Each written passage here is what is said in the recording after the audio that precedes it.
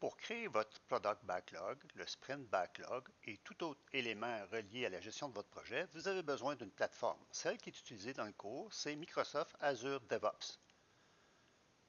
Pour vous connecter à votre environnement, rendez-vous d'abord sur visualstudio.com qui vous redirigera vers visualstudio.microsoft.com.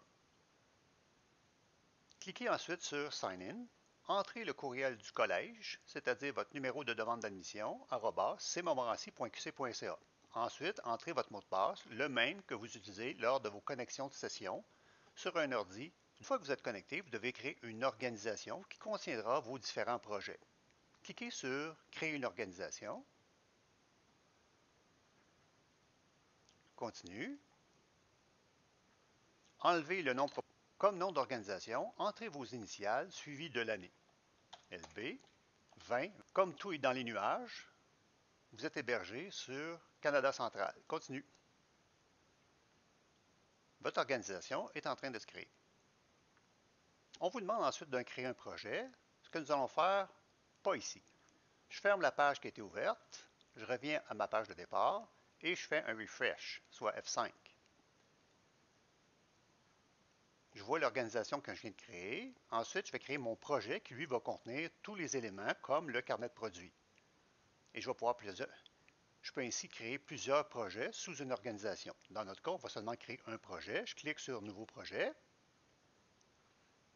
Le nom du projet, comme vous allez travailler sur une application qui gère les interventions de réparation d'intervention sur un parc informatique, nous allons l'appeler Intervention au pluriel, suivi de vos initiales, suivi de l'année actuelle. Intervention LB 2021. Asseyez-vous que c'est Private. Clique sur Advance. Le contrôleur de version, c'est Git dans Azure DevOps. Et le process, c'est le modèle que vous choisissez pour l'architecture de votre carnet de produits et de vos sprints. Je clique sur le point d'interrogation. 4 modèles sont proposés: Basic, Agile, Scrum et CMMI. Basic, on n'utilisera pas. Agile, on reconnaît des termes qu'on a déjà utilisés. User Story, avec les tâches. Scrum, on reconnaît Product Backlog Item, les PBI, avec les tâches.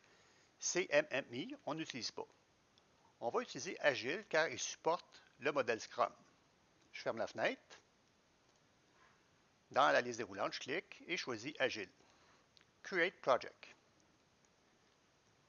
L'erreur suivante apparaît, c'est pas grave. On ferme la page, on fait un refresh et on actualise la page qui contient l'organisation. Le projet est créé. Avant d'aller dans le projet, je vais cliquer encore une fois sur l'organisation. Clique pour indiquer le fuseau horaire là où j'opère. En bas à gauche, Organisation Settings, je clique sur la roue dentelée. Dans Time Zone, je clique et évidemment, je vais choisir -5, qui est Eastern Time, US et Canada et Collège Montmorency. Je clique dessus, Save. Je ferme la page. Je clique ensuite sur le projet que j'ai créé, Intervention LB 2021. Clique. Première chose dans le projet, c'est d'inviter le professeur afin qu'il puisse se connecter sur votre projet pour examiner ce que vous faites. Dans Summary, cliquez sur Invite. Dans Summary, cliquez sur Invite.